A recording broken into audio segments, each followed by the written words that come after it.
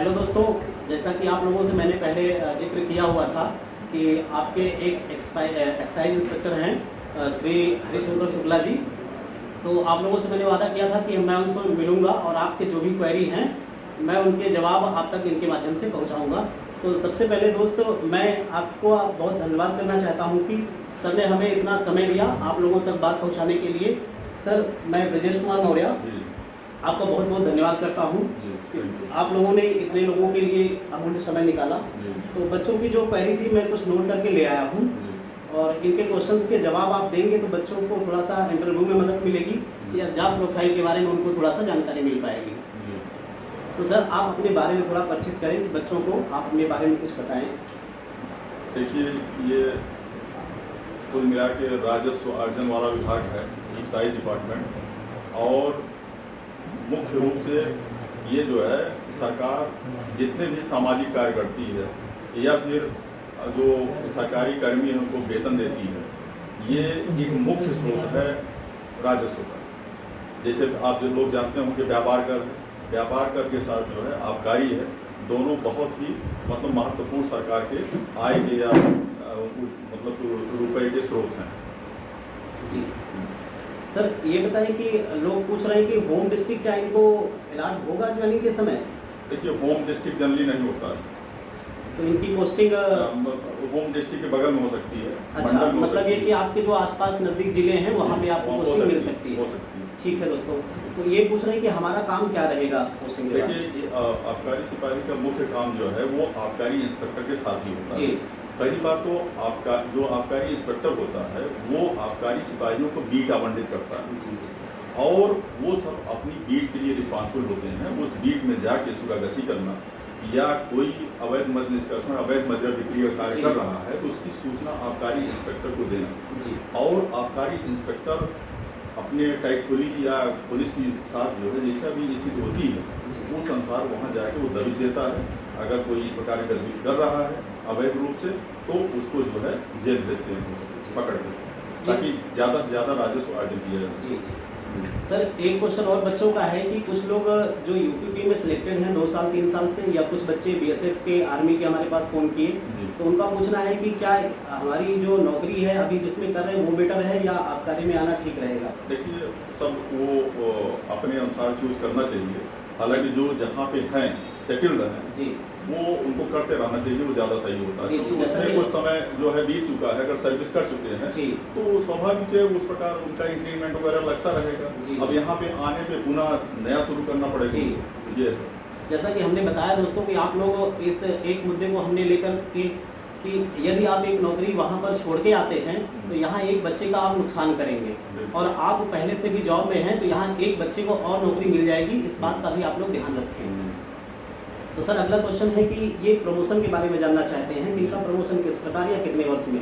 देखिए, जनरली जो है प्रमोशन वो 10-12 साल या 15 साल ज़्यादा से ज़्यादा लग जाता है जी। तो इनको जो है हेड कांस्टेबल 15 साल में ये हेड कांस्टेबल आबकारी प्रधान आबकारी सिपाही होते हैं। उसके बाद फिर इनका प्रमोशन जो है उप निरीक्षक का पद होता है जी, उस पर हो जाता है जी। तो उप निरीक्षक का पद जो है वो चीनी मिलों में होता है। अच्छा। उनके मतलब सुपुर्दगी में सरकार की तरफ से मतलब कि देखने के लिए सीरे का कंट्रोल करने के लिए उनकी वो जो है उप निरीक्षक के रूप में नियुक्त होते हैं, और उनकी उपस्थिति में ही सीरे की निकासी होती है। वो वही सीरा है जी, कच्चा मटेरियल किसका, स्पिरिट या शराब का जी, जो डिस्टिलरीज में जाता है और वहाँ पे स्पिरिट बनती है, वो उसी स्पिरिट से शराब बनाई जाती है जी। तो बच्चे सर एक क्वेश्चन और जानना चाहते हैं, क्या ये जॉब करते हुए इनको पढ़ाई का समय भी मिलता है? जैसे कि पुलिस में समय कम मिल पाता है, सिविल पुलिस में नहीं, यहाँ पे पर्याप्त आपके पास समय रहेगा।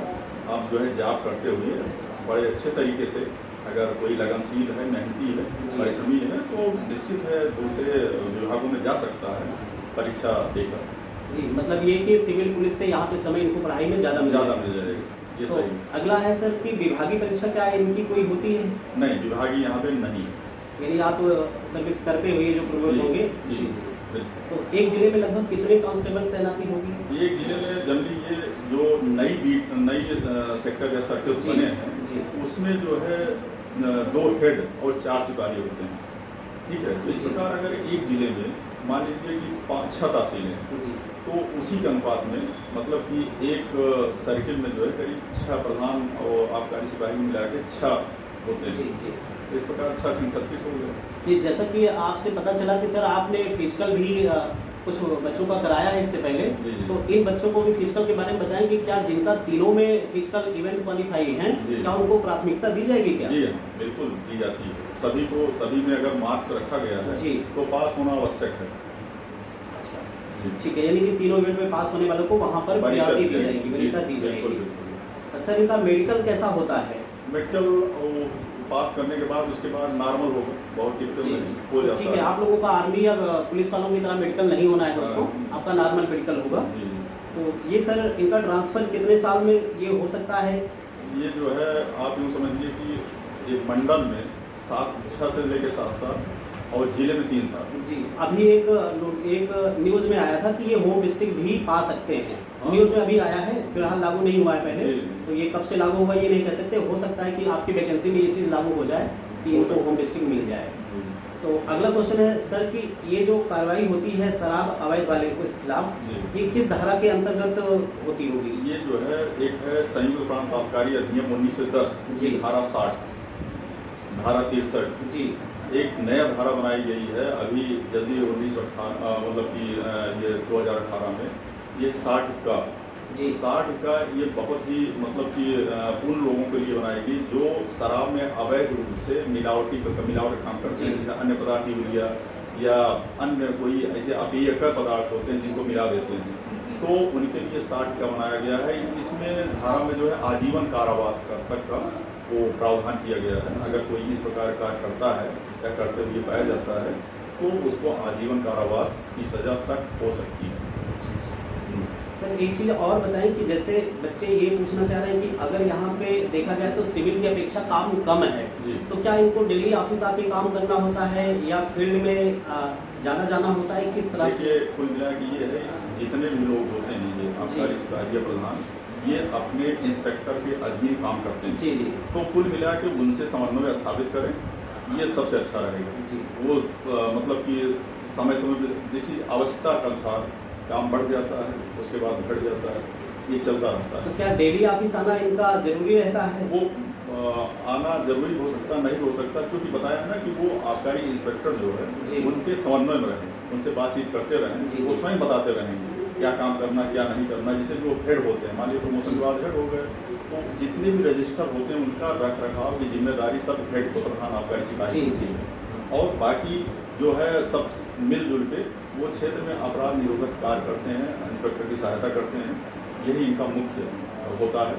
और मैं ये कहूँगा कि देखिए शराब जो है एक फारसी शब्द है, जी फारसी शब्द है जो कि सर प्लस आब से बना है। अच्छा सर मतलब होता है आग या शैतान, जी। प्लस आब मतलब है पानी।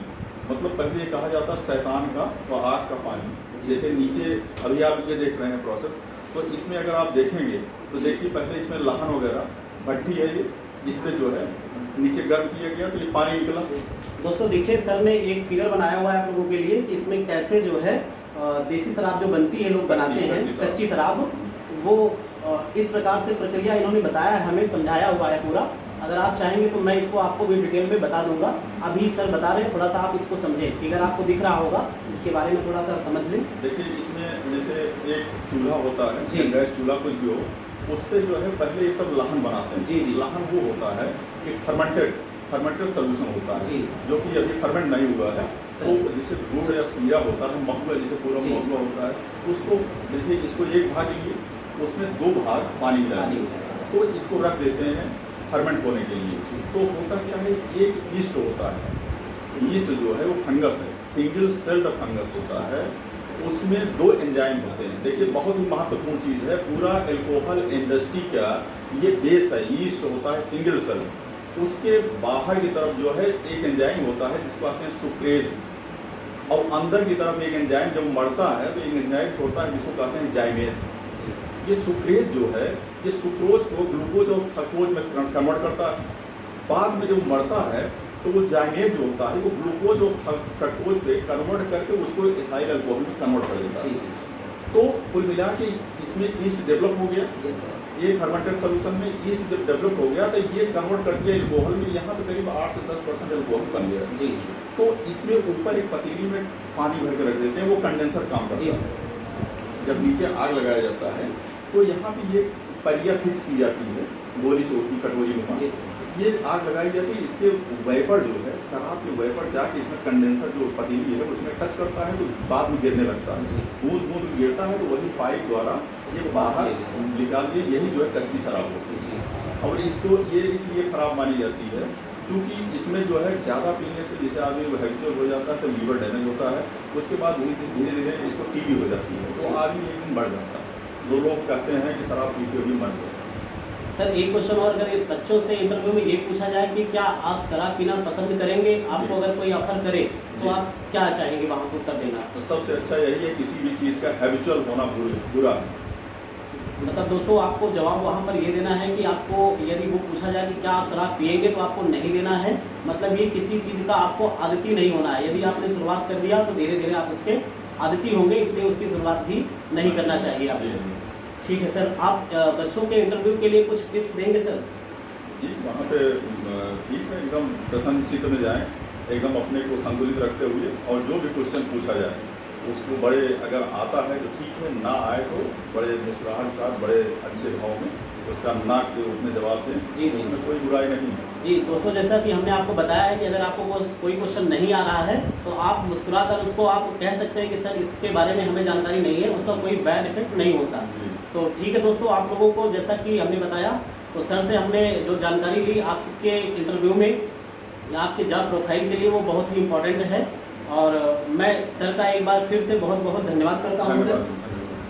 दोस्तों ठीक है, मैं ये आपको जानकारी पहुंचा रहा हूं। आपको अगर आपके मन में कोई और भी क्वेरी होती है, क्वेश्चन होता है, आप हमें कमेंट कर सकते हैं। एक चीज़ और है, जी बिल्कुल पूछा जा सकता है, जिसे शराब में हमारे यहाँ 42.8% सबसे ज़्यादा है, उसके बाद फिर 36%, 25% और 28%। तो उसके आगे लिखा होता है 36% B/B।